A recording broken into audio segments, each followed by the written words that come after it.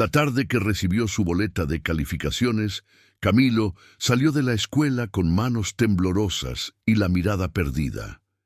El director había sido categórico, sin margen para matices, y la palabra perdido se le quedó grabada como un sello de fracaso. El narrador sabe que ama a su hijo, pero ha aprendido a medir el amor en metas, y esto lo ha cegado. En el auto, apretó la mandíbula y decidió hacer lo de siempre: acelerar el ritmo, contratar más tutores, imponer horarios. En casa, coleccionó celulares, garabateó juegos y pegó una pizarra nueva en la pared de la sala. La disciplina resuelve problemas, se repetía a sí mismo, como un mantra ancestral. Mateo observaba todo en silencio, encorvado en la silla, sin gritos, sin escena, solo el peso de un niño que empieza a creerse menos de lo que es. La noche llegó antes que la esperanza. Más tarde, cuando la casa estaba vacía de palabras y llena de tensión, Elena se dio cuenta de lo que nadie más había visto. La narradora sigue su atenta mirada. Nota cómo Mateo sostiene el lápiz, como si fuera demasiado pesado, pero describe fechas con colores, lugares con olores, batallas como escenas dispersas. No es distracción, es una línea de pensamiento diferente. Elena recuerda a su padre, el narrador que almacenaba libros en su cabeza usando casas imaginarias. Llamó 2 veces a la puerta del dormitorio y entró lentamente, sin anunciar a un salvador. Cerró el libro de historia, señaló los objetos y comenzó a organizar su mundo interior. La batalla en el escritorio, Bolívar en el cajón de los calcetines, las causas en la ventana, los países en la estantería. «Vamos a caminar por aquí», dijo con calma. Y Mateo, por primera vez, no estudió, caminó. Esa noche, la habitación de Mateo se convirtió en un mundo secreto.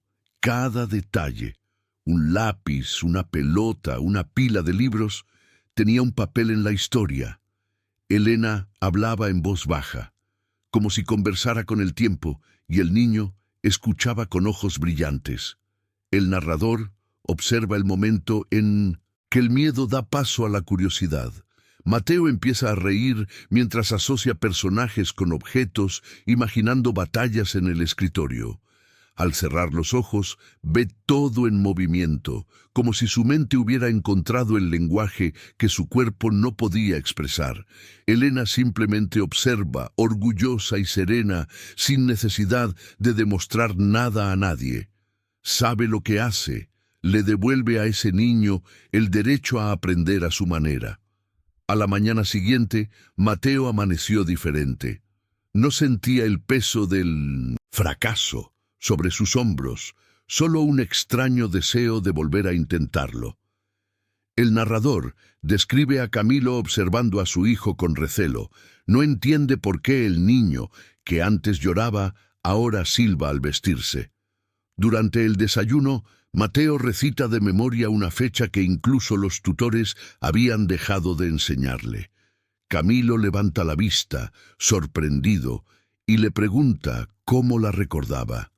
El niño se encoge de hombros y dice: «Está en mi estantería». Su padre esboza una sonrisa forzada, sin comprender la respuesta. Para él es una coincidencia. Para Elena es el primer milagro.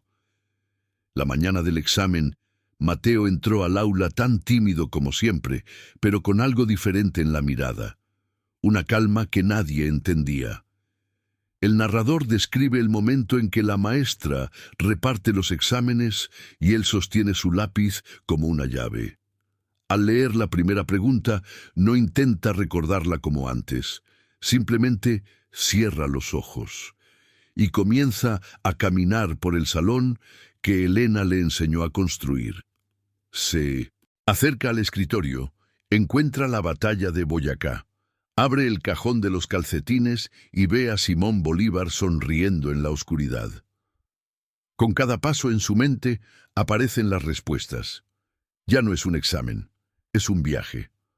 Al terminar, Entrega el examen con calma, y la maestra confundida se da cuenta de que el niño, que apenas había levantado la vista, ahora lo mira con confianza.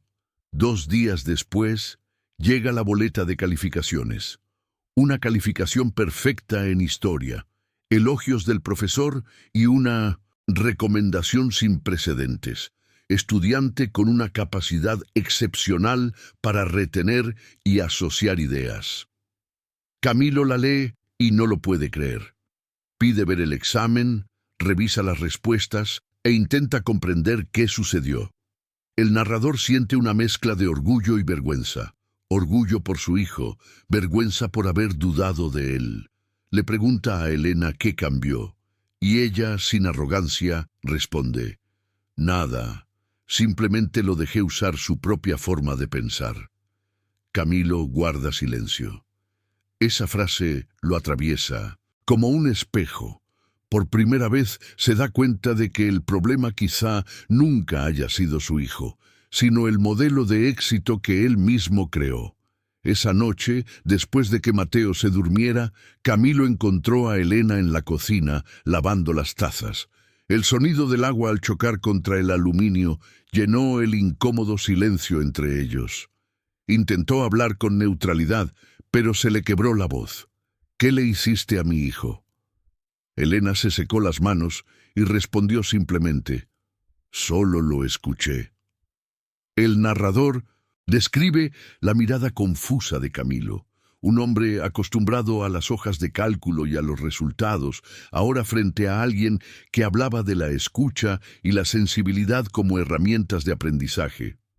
Elena explicó el concepto del palacio de la memoria, las imágenes mentales, el vínculo entre la emoción y la memoria. Habló con dulzura y firmeza, como si transmitiera una verdad ancestral. Camilo escuchó en silencio, dándose cuenta de que, por muchos diplomas que tuviera, nunca había aprendido nada sobre la paciencia. En los días siguientes, el empresario comenzó a observar a su hijo desde lejos. Vio a Mateo estudiando con ligereza, transformando la habitación en un universo en movimiento, y a Elena guiándolo con gestos suaves y sencillos. El narrador percibe lo que siente Camilo, una mezcla de gratitud y desconcierto. Empieza a recordar su propia infancia, las veces que intentaba complacer a su padre, las calificaciones perfectas que nunca eran suficientes. Ahora comprendía que estaba repitiendo el ciclo. Una tarde de domingo, mientras observaba a Mateo explicar con entusiasmo el mapa de las guerras dibujado en el suelo, Camilo sintió algo nuevo: admiración. No por una calificación, sino por un brillo en sus ojos que él mismo no había visto en mucho tiempo. El lunes siguiente, Camilo reunió a los profesores y especialistas que solían visitar la casa. El narrador describe la escena. Todos sentados alrededor de la gran mesa de cristal, con papeles y hojas de cálculo esparcidas, y Elena de pie en un rincón, observando en silencio. Cuando le preguntaron por la nueva estrategia de estudio, Camilo los sorprendió. «Su tutora ahora será Elena», dijo con firmeza. Sus miradas se cruzaron con asombro. Uno de los profesores rió, pensando que era una broma, pero Camilo continuó. Ella vio lo que nadie más vio. Elena, sin comprender la magnitud de la situación, simplemente bajó la cabeza, avergonzada. Para un hombre como él, acostumbrado a dar órdenes, no a agradecer, ese gesto fue más que un reconocimiento. Fue el primer gesto de verdadera humildad en toda su vida. El cambio en la casa fue lento pero profundo. El narrador observa que el sonido de las discusiones fue reemplazado por risas y curiosidad. Camilo comenzó a pasar más tiempo con su hijo, no para exigir, sino para comprender. A veces se sentaba en el suelo y dejaba que Mateo le explicara sus viajes al pasado, escuchando con genuina atención. Elena permanecía presente, discretamente, guiando el proceso con serena sabiduría. Una noche, Camilo notó algo inédito. Mateo, riendo, apoyó la cabeza en su hombro. Fue un pequeño gesto, casi imperceptible, pero suficiente para disipar años de distancia. La mansión, antes rígida y silenciosa, comenzó a sentirse como un hogar. Con el paso de las semanas, Camilo empezó a notar que el cambio en Mateo no se limitaba a sus calificaciones. El niño hablaba con más confianza, reía más fuerte y finalmente parecía sentirse cómodo consigo mismo. El narrador percibe la mirada emocionada de Camilo al observar a su hijo jugar con los vecinos y ayudar a sus compañeros con dificultades. Elena, sentada en el patio trasero, observaba todo con la misma sonrisa serena de quien sabe que la vida a veces enseña más en silencio que en los libros. Una noche, mientras revisaba los informes de la empresa, Camilo sintió una punzada. Esas hojas de cálculo millonarias ya no tenían el mismo brillo. Por primera vez, comprendió que el verdadero legado no se mediría en riqueza, sino en transformación. Al día siguiente llamó a Elena y Mateo para conversar. El narrador describe su tono firme y tranquilo, a diferencia del antiguo Camilo. «Quiero que lo que has creado no se quede aquí», dijo. Elena frunció el ceño, confundida, y Mateo sonrió, sin comprender del todo. Camilo explicó. Quería fundar una institución para enseñar a niños de bajos recursos a construir sus propias casas de la memoria. La idea era combinar el conocimiento popular con la educación formal, creando un espacio donde el aprendizaje fuera libre y creativo.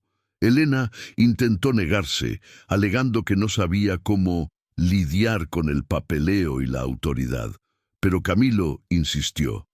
El mundo necesita lo que sabes.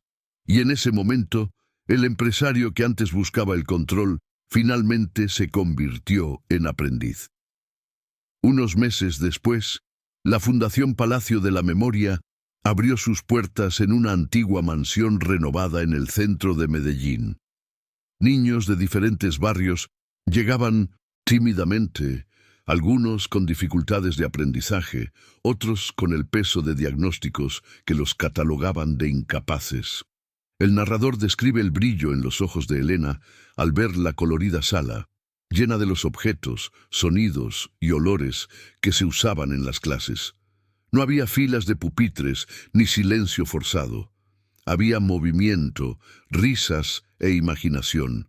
Mateo ayudaba en los talleres, enseñando a los pequeños a construir sus propios palacios mentales. Y Camilo observaba desde lejos, conmovido, intentando comprender cómo algo tan simple podía ser tan poderoso. La ciudad, curiosa, comenzó a referirse a la fundación como la escuela donde nadie es tonto. Pronto, la historia de Elena se difundió. Los periódicos locales la llamaron la mujer que enseñó a un millonario a escuchar. La narradora describe la mezcla de incomodidad y orgullo que sintió al ser entrevistada, diciendo tímidamente, «Solo enseñé lo que aprendí de mi padre». En las paredes de la fundación colgaba una foto suya con una frase escrita a mano. «La memoria no está en la mente, está en el corazón». Al ver la imagen, Mateo sonrió y dijo que quería conocer a ese abuelo que enseñaba con historias. Camilo guardó silencio, conmovido. Comprendió que de alguna manera el conocimiento de Elena, esa sabiduría invisible nacida del amor, ahora corría por las venas de su familia. Con el tiempo, lo que comenzó como un experimento doméstico se transformó en un movimiento educativo. Maestros de diferentes partes de Colombia visitaron la fundación para comprender el método de los palacios de la memoria. El narrador describe el contraste. Las escuelas, antes rígidas, con filas de pupitres y castigos silenciosos, ahora estaban llenas de color e historias. Los niños con dificultades comenzaron a ser vistos no como problemas, sino como posibilidades, Incluso el gobierno local invitó a Elena a presentar el proyecto en una conferencia sobre neurodiversidad. Subió al escenario con el mismo vestido sencillo de siempre y con una calma que enmudeció al público. Simplemente dijo: cuando enseñamos con el corazón, la mente entiende. Y en esa frase residía toda la revolución. Camilo, sentado en primera fila, observaba con lágrimas en los ojos. El narrador se dio cuenta de cuánto había cambiado. El traje caro parecía fuera de lugar, el reloj de lujo olvidado. Ya no había necesidad de demostrar nada. Tras la charla, los periodistas rodearon a Elena y Camilo, preguntándoles cómo surgió el proyecto. Él respondió con humildad: nació cuando aprendí a escuchar. Se hizo a un lado, dejando que ella recibiera los aplausos. La historia se viralizó, inspirando a otras familias y educadores. Pero para los tres, Camilo, Mateo y Elena, el mayor reconocimiento no llegó de las cámaras, sino de las mañanas en la fundación, cuando veían a un niño sonreír al comprender que aprender podía ser fácil. Los meses siguientes revelaron un Camilo completamente diferente. El narrador describe sus mañanas, ahora sencillas, sin prisas, sin videollamadas, sin la urgencia que antes dominaba su vida. Se aseguraba de llevar a Mateo a la fundación todos los días y a veces se quedaba allí, ayudando a pintar paredes, recogiendo juguetes o simplemente escuchando. Aprendió que el silencio también enseña. Por las noches ya no hablaba de metas y desempeño, sino de lo que su hijo había sentido y descubierto. Al ver a Elena riendo con Mateo, sintió una gratitud difícil de explicar, no por la ayuda que le brindó, sino por lo que le devolvió, la humanidad que había perdido en medio del éxito. Por primera vez, Camilo era más padre que empresario. Los tres crearon una rutina emocional que se sentía sagrada. Los domingos reunían libros, juguetes y recuerdos antiguos para crear nuevos palacios de la memoria colectivos. Cada objeto se convertía en una historia, cada historia en una lección. Elena llamaba a estos momentos lecciones del corazón. El narrador observa el cariño que existía entre ellos, no un amor romántico, sino el que nace del profundo respeto y un significado compartido. Mateo, ahora seguro y curioso, llamó a Elena mi maestra del alma. Camilo, al oír esto, sonrió sin decir nada, simplemente entendiendo que la vida le había dado una segunda oportunidad. Reconstruir su propia historia con los ladrillos de la humildad. Un sábado por la tarde, mientras una llovizna caía sobre Medellín, los tres estaban sentados en el suelo de la sala, rodeados de libros, juguetes y recortes de colores. Mateo había insistido en que construyeran juntos el sistema solar, con planetas hechos con tapas de botellas y estambre. El narrador describe la escena con ternura. Camilo pintando los anillos de Saturno, Elena pegando estrellas en el techo y el niño narrando cada planeta como si fuera una historia viviente. La casa, antes fría y silenciosa, ahora vibraba de vida. «Mira, papá, la tierra gira porque hay amor», dijo Mateo. Camilo rió, se conmovió y respondió: «Y es el amor el que mueve todo». Elena, apoyada en la puerta, los observaba a ambos con una leve sonrisa, la sonrisa de quien ha visto lo imposible hacerse realidad.